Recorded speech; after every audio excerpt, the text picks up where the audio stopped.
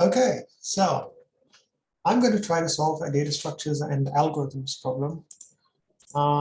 If you don't know what Leetcode is, just Google it. I'm not going to try to advertise what Leetcode is, or explain rather what Leetcode is.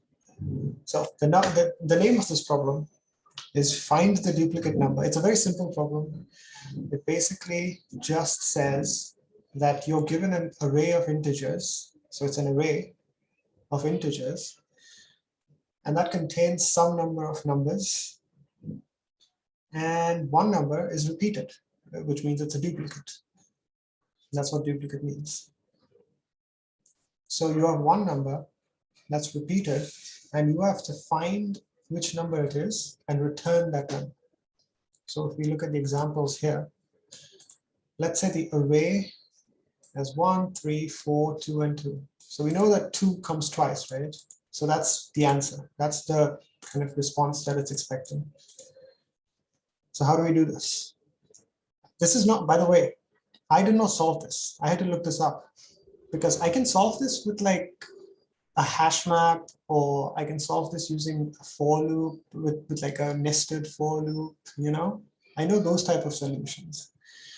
But it says there's one repeated number in nums, return this repeated number. You must solve the problem without modifying the array. Wait, without modifying it. Okay, so this is not, I'm not going to solve it without modifying the array. I have a solution that I know of, but that requires me actually modifying the array. So yeah, I'll show you a solution with that involves modification of the array. I don't know how to solve it without modifying the array, but I can solve it without using any extra space as well. I think this solution works. Anything else that they've added? Can you solve it in linear runtime complexity? Yes. How can we prove that there's one element? I don't know. So we'll do that later. So this was a solution that I came across. Let's say we have an array, right? So our array is 1, 2, 1, 3, 4, 5. 1, 2, 3, 4, 5, 6. So that's 6 elements, right? So that's 6 elements. So normally you would like loop over the entire array, and you would try to like select one element, check the rest of the array if there's a duplicate, and if there is one, you would break out of the loop. But if you really wanted to be smart, what you would do is, I think it also says that there's no number that's greater than, yeah, exactly. So it says where each integer in the range is in the range 1 to n inclusive, which means it can have n and 1.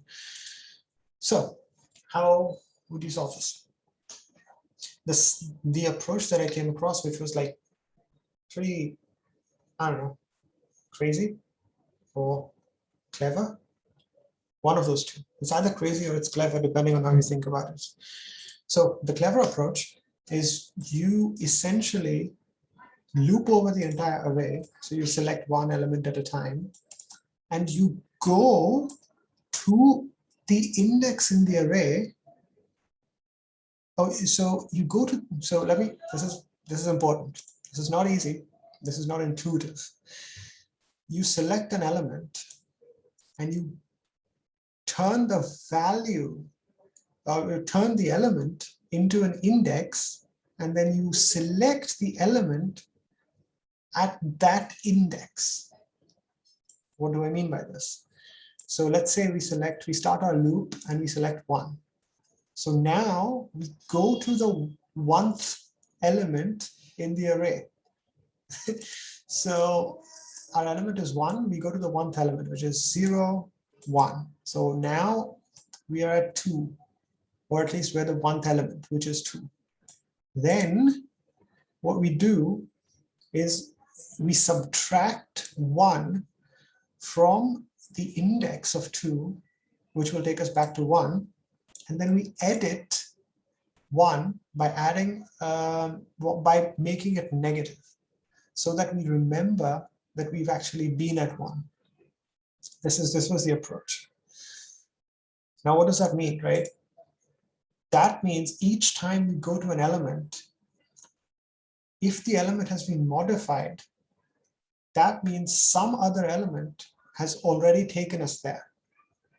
And how is that possible? The only way that that's possible is if the number has repeated itself in the index. Am I explaining it correctly? Or am I explaining it incorrectly? Right, so let's do like a dry run. So we start at 1, right? So right now we're at 1. So we go to the 1th element in the array, which is 0 and 1, 2, right? Now we subtract 1 from the index of 2 and we come back to 1. And since 1 is not negative, we make 1 negative. Okay. Now the loop continues and we go to 2. Now that takes us to the 2th element, or the 2nd element. So we go to the 2nd element, which is 0, 1, and 2. Have we been here before? And we obviously have to subtract 1. So we go back to 2. 2 is also positive, so we make it negative. Now our loop continues, so we go to 1 again. We go to the 3rd element. Now it's the 3rd element, the value is 1. So we go to the 1th element, right? That's what we do. We go back to the 1th element. We go back to the 1th element, which is 2, which is negative, and we subtract 1 from it. So we come back here. Now this is already negative. What does that mean? That means some other number before this number has already taken us here. What is that number? That's 1. No. Let me backtrack a little bit. Some number has already taken us here, which means this number that we're on right now is a duplicate. And now that we have a duplicate, we can essentially return it. That is the approach. It's not easy to understand. So let's try to implement this and see if we can get it. So first we just loop over the array, right? In I0, I less than nums.length and I plus plus. Okay, so now we can say the current element is nums I, right? Then we can, what do we need to do then?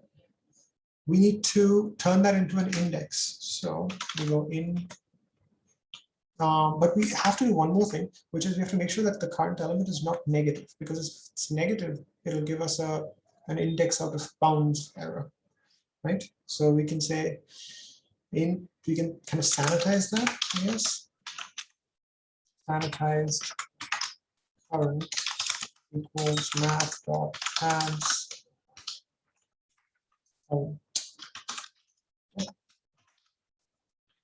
Then the index to go to, that's what we need now. So index to go to is sanitized and sorry, it's sanitized current -1, because that's how we want to go. So every time we select an element, we go to the index of the element, and then we go to the element minus the index -1, right? So now what's the element? Int element at index gone to, I guess, I don't know. It's a really long name for a variable. Is nums nums index to go to. So nums index to go to. Right?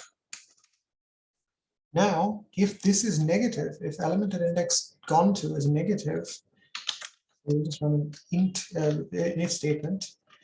If element at index gone to is less than 0, then we return the sanitized version of the current element, right? Because we already have we're already looping through the array and the current element is that thing. Sanitized current. Okay. Or if that's not the case, so with that last block here, if that's not the case, then we want to what we want to do is we want to take the element. No, what we want to do is we want to flip it, not flip it, but like make it negative, right? So then we want to do nums index to go to, these are really long variable names, is equal to negative index, sorry, nums index to go to. And if none of that works, then we just want to return -1. So if this for loop doesn't give us anything, then we just want to return -1, right? If none of that works. I think this is right. So let's run it for the test cases and see if it works. Run example test cases. And reached end of line. Okay. So there's a missing bracket state, missing open bracket or something. Oh, okay. I think I didn't like close some bracket apparently. So do we need an extra bracket or do we have to remove one? Let's check. Okay, missing return statement is what it's telling you. Oh, okay, so the return statement has to be outside it. So we will return this one. Is that right? Public int nums 1, 2, 3, 1, 2. Okay, so this should work now.